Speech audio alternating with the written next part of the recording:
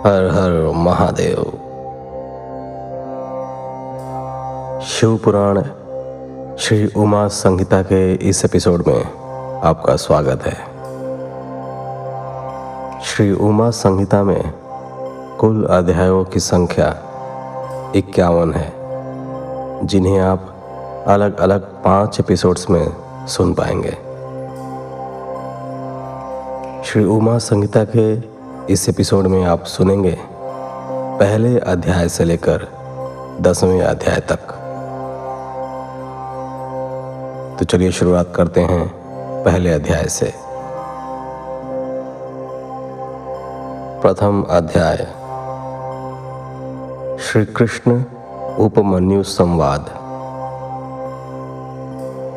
जो रजोगुण से संसार की सृष्टि करते हैं, सत्वगुण से 7 भुवनों को धारण करके उनका भरण पोषण करते हैं और तमोगुण से युक्त हो इस जगत का संहार करते हैं। जो इन तीनों गुणों की माया को त्याग कर पुनः शुद्ध रूप में स्थित हैं, उन सत्यानंद स्वरूप अनंत बोधमय निर्मल परम ब्रह्म शिव का हम ध्यान करते हैं। वे सर्वेश्वर शिव ही सृष्टि काल में ब्रह्मा, पालन के समय विष्णु और संहार के समय रुद्र नाम धारण करते हैं। सत्वगुण एवं सत्व भाव से ही उनकी प्राप्ति संभव है। ऋषि बोले, हे महाज्ञानी व्यास शिष्य सूत जी, हम सब आपको नमस्कार करते हैं। आपने हम पर कृपा कर हमें कोटि रुद्र संहिता को सुनाया है। अब हमें उमा संहिता में वर्णित श्री पार्वती जी और शिव जी की अद्भुत लीलाओं के बारे में बताइए। ऋषियों के इस प्रार्थना को सुनकर सूत जी बोले, हे मुनिगणों, आपकी प्रसन्नता के लिए मैं परम दिव्य भोग और मोक्ष प्रदान करने वाले इस मंगलमय चरित्र को सुनाता हूँ। पूर्व काल में मुनि व्यास ने सनत कुमार जी से इस कथा को सुना था। सनत कुमार जी बोले, हे व्यास जी, श्री कृष्ण पुत्र पाने की इच्छा लेकर कैलाश पर्वत पर तपस्या करने पहुंचे। वहां उन्होंने उपमन्यु को तपस्या करते देखा और उनसे सब बातें कहीं तथा शिव महिमा बताने के लिए भी कहा। तब उपमन्यु बोले, हे श्री कृष्ण, एक बार जप करते हुए मैंने शिव जी का दर्शन किया। उनके पास अव्यय, गुह्य एवं अनेक दिव्य अस्त्र शस्त्र भी थे। शिव जी का त्रिशूल अत्यंत शक्तिशाली है एवं सागर के जल को एक पल में सुखा सकता है। इसी त्रिशूल से शिव जी ने लवणासुर का वध किया था। वहां मैंने एक फरसा देखा जो अत्यंत तीक्ष्ण धार वाला था। यही फरसा शिव जी ने परशुराम को दिया था। साथ ही वहां सुदर्शन चक्र भी था जो करोड़ों सूर्य के समान प्रकाशित हो रहा था। शिव जी का पिनाक नामक धनुष, तलवार, गदा आदि शस्त्र भी मैंने वहां देखे। तत्पश्चात मैंने त्रिलोकीनाथ कल्याणकारी भगवान शिव को वहां पर देखा। उनके दाहिनी ओर ब्रह्मा जी हंस से जुते विमान में बैठे थे और बाईं ओर श्री हरि विष्णु गरुड़ पर बैठे हुए थे। मनु, भृगु आदि ऋषिगण, देवराज इंद्र सहित सभी देवता वहां उनके सम्मुख खड़े थे। रुद्र जी के पास ही नंदी एवं अन्य भूतगण बैठे थे। सभी हाथ जोड़कर अपने आराध्य देव की स्तुति कर रहे थे। उन्हें देखकर मैंने भी सर्वेश्वर शिव की स्तुति करनी आरंभ कर दी। तभी शिव जी ने मुझे साक्षात दर्शन दिए और बोले, हे ब्राह्मण, मैं आपकी भक्ति से प्रसन्न हूँ। अपना मनचाहा वर मांगो। शिव जी के उत्तम वचनों को सुनकर मैंने हाथ जोड़कर कहा, हे देवादिदेव महादेव, यदि आप मुझ पर प्रसन्न हैं तो मुझे अपनी अविरल भक्ति प्रदान कीजिए। प्रभु, मुझे मेरे परिवार सहित दूध भात का भोजन सदा मिलता रहे। उपमन्यु के वचन सुनकर शिव जी बोले, तथास्तु। तुम सब मुनियों में परम ऐश्वर्यशाली हो गए तथा तुम्हें सदैव अमृतमय शिर की प्राप्ति होगी। जब भी तुम भक्ति भाव से मेरा ध्यान करोगे, मैं तुम्हें दर्शन दूंगा। यह कहकर शिव जी वहां से अंतर्धान हो गए। हे कृष्ण, भगवान शिव ही सब तत्वों के ज्ञाता हैं। वे ही सर्वेश्वर हैं और इस संसार का हित और कल्याण करने वाले हैं। अतः पुत्र प्राप्ति हेतु तुम शिव जी की आराधना करो। दूसरा अध्याय।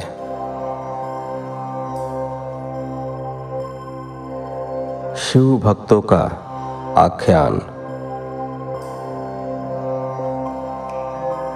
श्री कृष्ण जी ने उपमन्यु से पूछा, हे ब्राह्मण राज, भगवान शिव के पूजन से जिन शिव भक्तों का उद्धार हुआ है, अर्थात शिव जी की विशेष कृपा जिन्हें प्राप्त हुई है, उनके विषय में बताइए। श्री कृष्ण के प्रश्न को सुनकर उपमन्यु बोले, हे कृष्ण, राक्षस राज हिरण्यकशिपु ने शिव जी को अपनी घोर तपस्या से प्रसन्न किया। तब उन्होंने उसे ऐश्वर्य संपन्न राज्य प्रदान किया। उसी का पुत्र नंदन भी शिव जी से वरदान पाकर युद्ध में विजयी हुआ और उसने देवराज इंद्र को 10,000 वर्षों तक अपना दास बनाए रखा। इसी प्रकार सतमुख राक्षस ने शिव पूजन कर 1000 पुत्र प्राप्त किए। जब ऋषि याज्ञवल्क्य ने शिव जी की आराधना से उन्हें प्रसन्न किया तो वे वेदों के महान ज्ञाता हुए। व्यास मुनि को भी शिव कृपा से वेद, पुराण, इतिहास एवं शास्त्रों का ज्ञान प्राप्त हुआ। एक बार की बात है, शिव जी के क्रोध से पृथ्वी का सब जल सूख गया था। तब सब देवताओं ने शिव जी को उनकी आराधना करके प्रसन्न किया। उसी समय शिव जी ने अपने कपाल से जल प्रकट किया था। राजा चित्रसेन की भक्ति से प्रसन्न होकर शिव जी ने उन्हें निर्भय कर दिया। शिव भक्ति से एक साधारण से गोप श्रीकर को परम सिद्धि प्राप्त हुई। सीमंतिनी के सोमवार के व्रत के पुण्य एवं भक्ति फल से शिव जी ने उसके पति चित्रांगद की रक्षा की। चंचुला नामक व्याभिचारिणी स्त्री के गोकर्ण में कथा सुनने से भक्त वत्सल भगवान शिव ने उसके सभी पापों का नाश कर दिया और उसके पति बिंदुक को भी सद्गति प्रदान की। महाकाय नामक व्याध ने शिव भक्ति से सद्गति पाई। महामुनि दुर्वासा को शिव भक्ति से मोक्ष की प्राप्ति हुई। यही नहीं, ब्रह्मा जी ने शिव आराधना द्वारा इस पूरी सृष्टि की रचना की। मार्कंडेय जी भगवान शिव की कृपा से ही दीर्घायु हुए। भगवान शिव के वर से ही शांडिल्य जगत प्रसिद्ध एवं पूजनीय हुए। इस प्रकार मैंने आपको शिव जी के अनेकों भक्तों के बारे में बताया, जिन्हें शिव कृपा से रिद्धि सिद्धि की प्राप्ति हुई।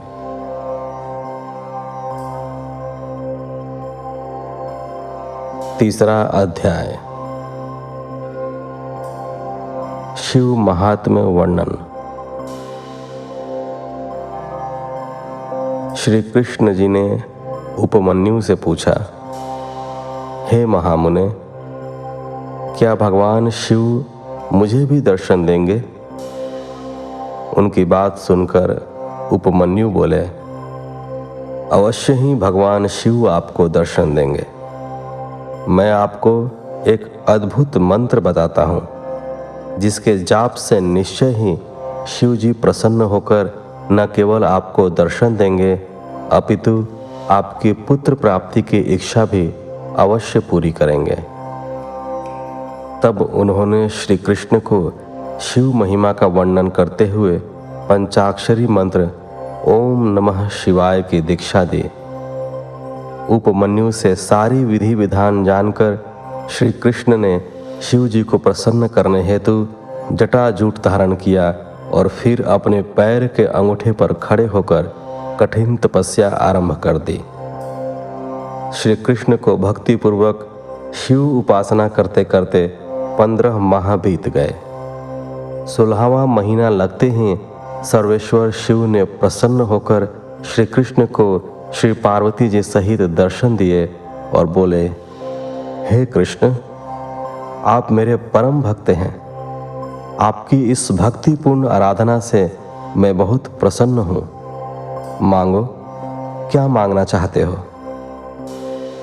शिव जी के ऐसे वचन सुनकर श्री कृष्ण बोले, हे देवाधिदेव महादेव जी, आपने मुझे दर्शन देकर आज मेरा जीवन सफल कर दिया।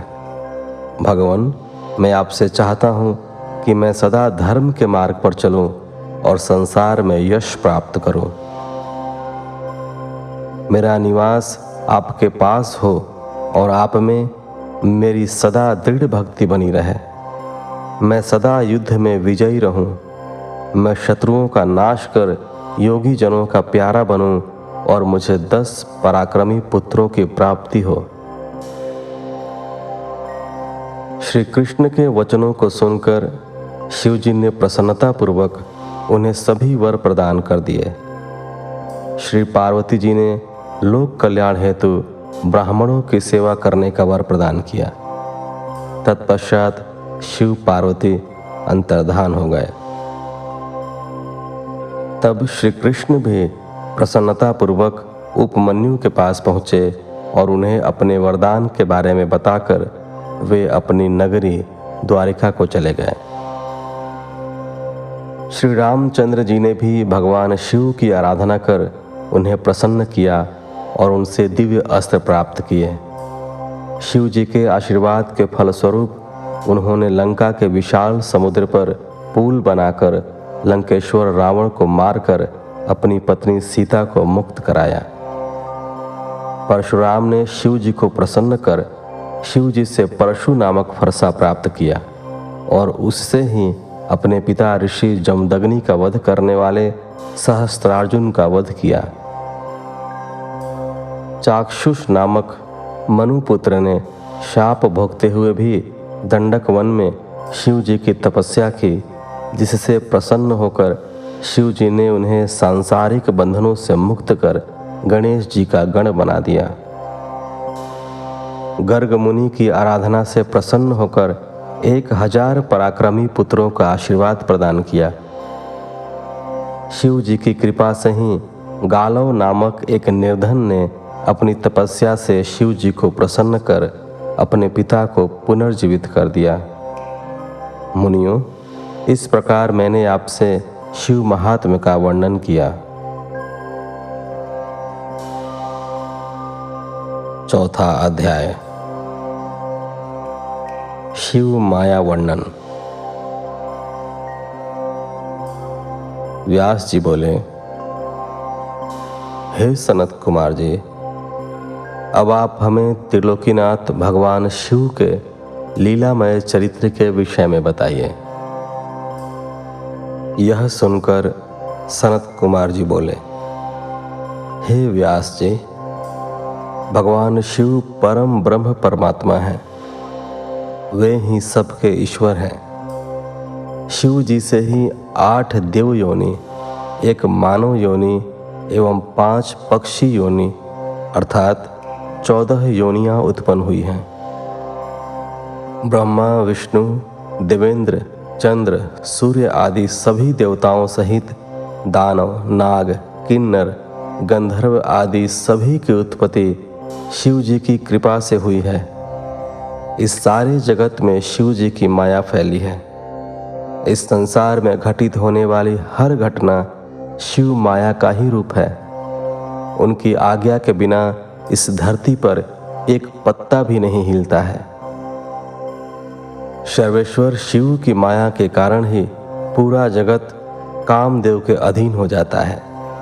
उनकी माया से मोहित होकर ही देवराज इंद्र महामुनि गौतम की पत्नी अहिल्या पर आसक्त हुए थे, जिसके फलस्वरूप उन्हें शाप मिला था। श्री हरि विष्णु भी शिव माया के कारण ही स्त्रियों में विहार करने लगे थे। चंद्रमा भी मोहित होकर अपने गुरुदेव की पत्नी को भगा कर ले गए थे और पाप के भागी बने थे, तथा शिव भक्ति से उन्हें शाप से मुक्ति मिली थी।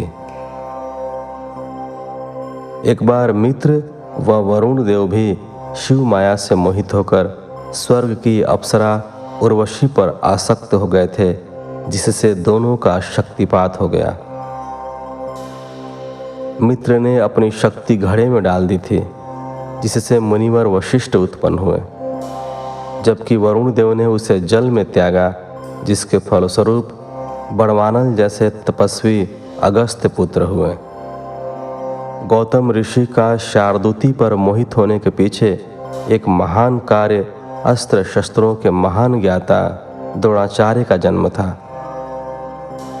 यही नहीं, महामुनि विश्वामित्र का स्वर्ग की अप्सरा मेनका पर मोहित होना भी शिव माया का ही एक रूप था। लंकेश्वर रावण का सीता जी को उठाकर ले जाना भी रावण को श्री राम द्वारा मारे जाने के निमित्त था।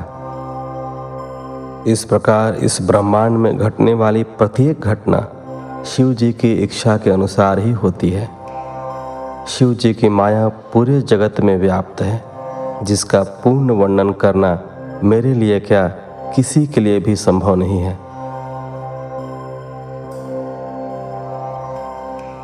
5वां अध्याय। नरक में गिराने वाले पापों का वर्णन। व्यास जी बोले, हे मुनीश्वर, इस संसार में पाप कर्म करने वाले पापी मनुष्य सदा नरक के भागी होते हैं। ऐसे नरक जाने वाले प्राणियों के विषय में मुझे बताइए। व्यास जी के वचन सुनकर सनत कुमार जी बोले, हे व्यास जी, इस संसार में अनेक प्रकार के पाप कर्म होते हैं, जिनके कारण मनुष्य को नरक जाना पड़ता है। पर स्त्री की इच्छा, पराया धन पाने की इच्छा, दूसरों का बुरा सोचना, अधर्म करना, ये सब मन के पाप होते हैं। इसी प्रकार झूठ बोलना, कठोर बोलना, दूसरों की चुगली करना, ये वाणी द्वारा किए गए पाप कर्म होते हैं। अभक्ष भक्षण करना, हिंसा करना, असत्य कार्य करना एवं किसी का धन वस्तु हड़प लेना, ये सभी शारीरिक पाप कहे जाते हैं और इनका फल बहुत भयानक होता है। अपने गुरु अथवा माता पिता की निंदा करने वाले महापापी नरक में जाते हैं। यही नहीं, ब्राह्मणों को कष्ट देना, शिव ग्रंथों को नष्ट करना भी महापाप माना जाता है। जो मनुष्य भगवान शिव की स्तुति एवं पूजन नहीं करते और न ही शिवलिंग को नमस्कार करते हैं, वे भी नरक के भागी होते हैं। बिना गुरु की पूजा के शास्त्रों को सुनने की कोशिश करने वाले, गुरु सेवा से जी चुराने वाले, गुरु त्यागी एवं गुरु का अपमान करने वाले नरकगामी होते हैं। ब्रह्म हत्या करने, मद्यपान करने, गुरु के स्थान पर बैठने तथा गुरु माता को कुदृष्टि से देखने वाले नरक में जाने योग्य ही होते हैं। वेदों की जानकारी रखने वाले एवं पूजन आराधन को त्याग देने वाले, दूसरों की अमानत को हड़पने वाले तथा चोरी करने वाले सभी मनुष्यों को अवश्य ही नरक में रहना पड़ता है।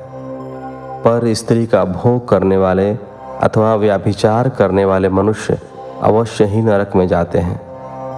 यही नहीं, पुरुष, स्त्री, हाथी, घोड़ा, गाय, पृथ्वी, चांदी, वस्त्र, औषध, रस, चंदन, अगर, कपूर, पट्टे, कस्तूरी आदि को अकारण ही बेच देने वाले मूर्ख मनुष्यों को नरक अवश्य भोगना पड़ता है।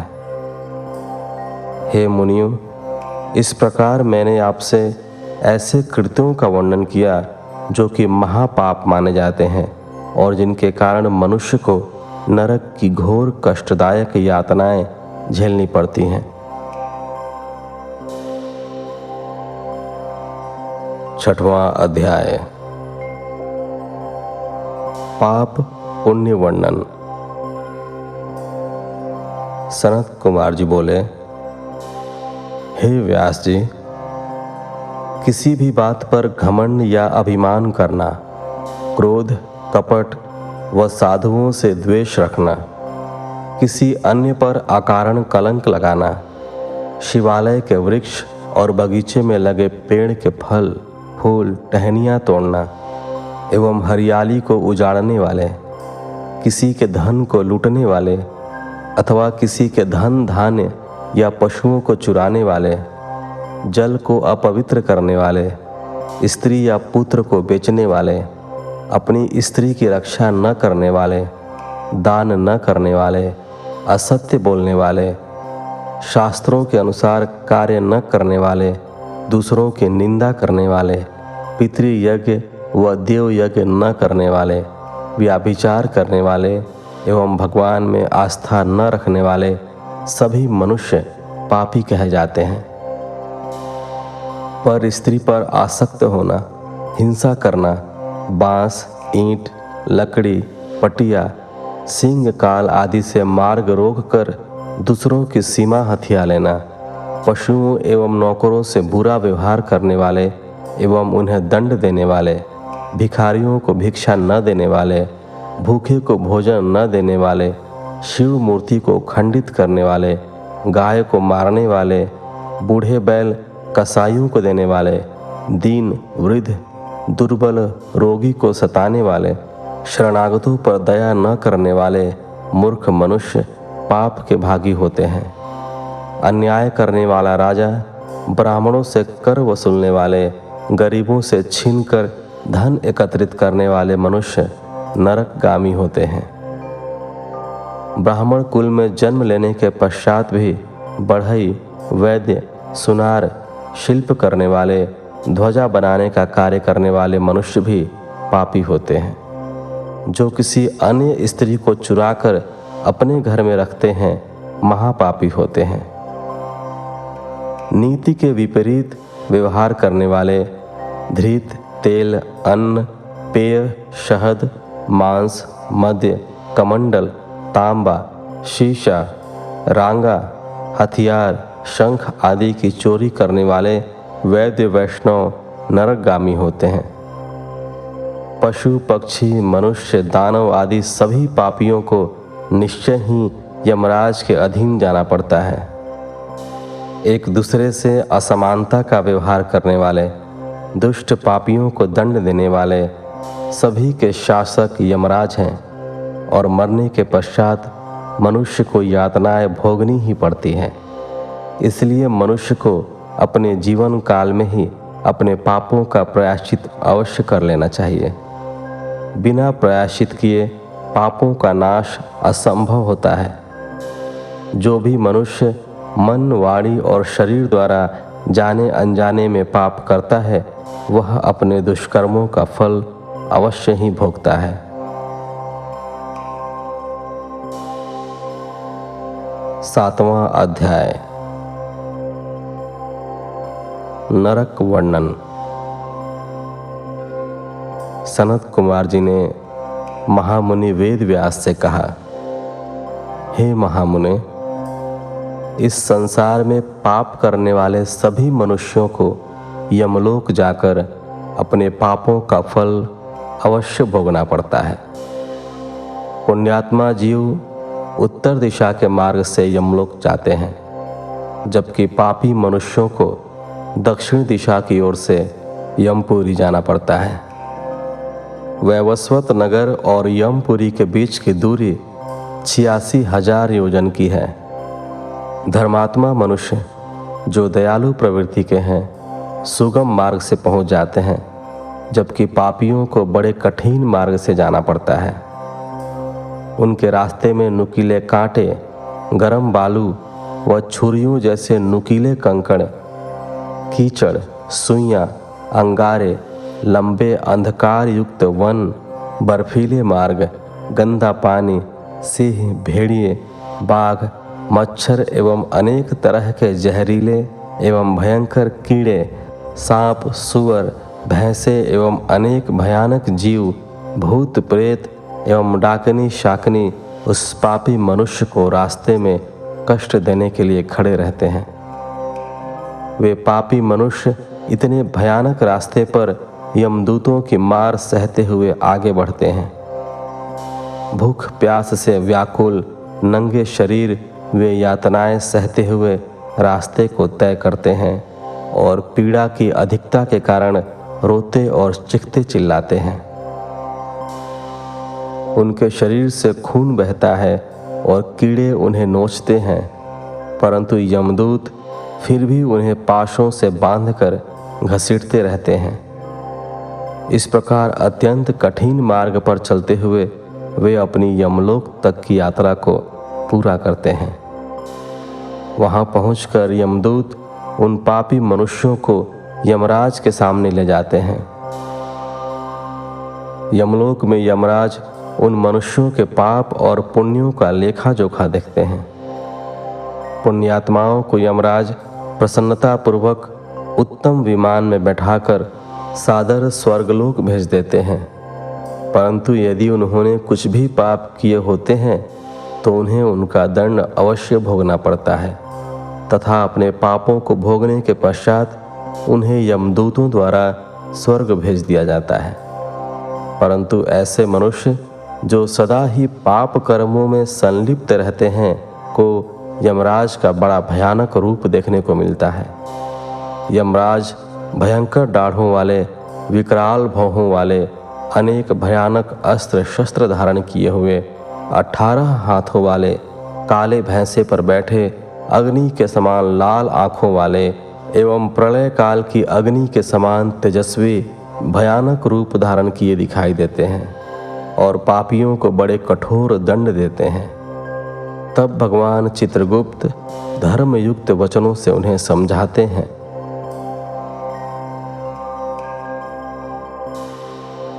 आठवां अध्याय। नरक की 28 कोटियां। सनत कुमार जी बोले, हे महामुनि व्यास, जब यमदूत पापी मनुष्यों को लेकर यमलोक पहुंच जाते हैं तो वहां चित्रगुप्त पापियों को फटकारते हुए कहते हैं, पापियों, तुम अपने जीवन काल में सदा पाप कर्म करते रहे हो। अब उन पापों के फल भोगने का समय आ गया है।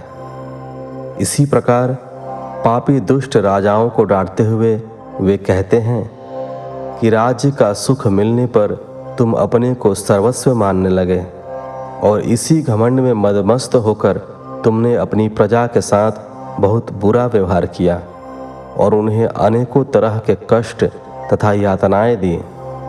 उन बुरे कर्मों के पाप मैल के समान अब भी तुम्हारे शरीर से चिपके हुए हैं। तब यमदूत चंड एवं महाचंड उन पापी राजाओं को उठाकर गरम गरम भट्टियों में फेंक देते हैं ताकि पाप रूपी मैल जल जाए और फिर वहीं से उन पर वज्र का प्रहार करते हैं। इस प्रकार की यातना से उनके कानों से खून बहने लगते हैं और वे बेहोश हो जाते हैं। तब वायु का स्पर्श कराकर उन्हें पुनः होश में लाया जाता है। तत्पश्चात उन्हें नरक रूपी समुद्र में डाल दिया जाता है। पृथ्वी के नीचे नरक की 7 कोटियां हैं जो कि घोर अंधकार में स्थित हैं। इन सब की 28 कोटियां हैं। घोरा कोटि, सुघोरा कोटि, अति घोरा, महाघोरा, चोर रूपा, तलातला, मयायका, काल रात्रि, भयोत्तरा, चंडा, महाचंडा, चंड कोलाहला, प्रचंड, चंड नायका, पद्मा, पद्मावती, भीता, भीमा, भीषण नायका, कराला, विकराला, वज्रा, त्रिकोण, पंचकोश, सुदीर्घ, अखिलार्दित, समभीम, समलाभ, उग्रदीप्त, प्रायः नामक ये 28 नरक कोटि हैं जो कि पापियों को यातना देने वाली हैं। इन नरक कोटियों का निर्माण पापियों को यातना देने के लिए ही किया गया है। इसके अतिरिक्त इन कोटियों के 5 नायक भी हैं। यही 100 रौरव प्राक एवं 140 महानरकों को महानरक मंडल कहा जाता है। 9वां अध्याय, साधारण नरक गति। सनत कुमार जी कहते हैं, जिस प्रकार सोने को अग्नि में तपाकर ही कुंदन बनाया जाता है, उसी प्रकार पापियों की जीवात्माओं को भी शुद्ध करने हेतु नरक की अग्नि में डाला जाता है। सर्वप्रथम पापियों के दोनों हाथों को रस्सियों से बांधकर उन्हें पेड़ पर उल्टा लटका दिया जाता है। उनके पैरों में लोहा बांध दिया जाता है ताकि दर्द से तड़पते हुए प्राणी अपने द्वारा किए गए पापों को याद करे। तत्पश्चात उन्हें तेल के उबलते हुए कड़ाहे में इस प्रकार भूना जाता है जिस प्रकार हम बैंगन भूनते हैं। फिर उन्हें अंधकार युक्त कुओं में धकेल दिया जाता है जहाँ पर अनेक प्रकार के कीड़े एवं भयानक जीव उन पर चिपट जाते हैं, उन्हें नोचते और खाते हैं।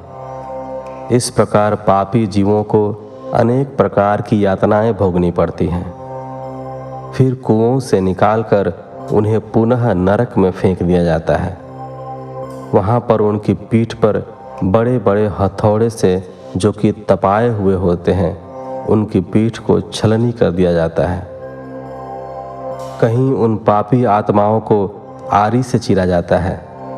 फिर उन पाप आत्माओं को मांस व रुधिर खाने के लिए बाध्य किया जाता है। इस प्रकार वे पापात्मा मनुष्य अनेकों कष्टों को भोगते हैं। उनका शरीर अनेक प्रकार की यातनाएं भोगता है। तत्पश्चात वे यमदूत पापियों को निरुद्वास नामक नरक में डाल देते हैं। यहाँ रेत के भवन होते हैं जो कि भट्टी के समान तप कर उन्हें पीड़ा पहुँचाते हैं। वहीं पर पापी प्राणियों के हाथ, पैर, सिर, माथे, छाती और शरीर के अन्य अंगों पर आग में तपते हुए हथौड़ों से एक के बाद एक अनगिनत प्रहार किए जाते हैं। तत्पश्चात उसे गर्म रेत में फेंक दिया जाता है। फिर गंदे कीचड़ में फेंक दिया जाता है। कुंभीपाक नामक नरक में पापात्माओं को तेल के जलते हुए कड़ाहों में पकाया जाता है। फिर लाजाभक्ष सूची पत्र में डाल दिया जाता है। वहाँ इन्हें धधकती हुई अग्नि में फेंक दिया जाता है।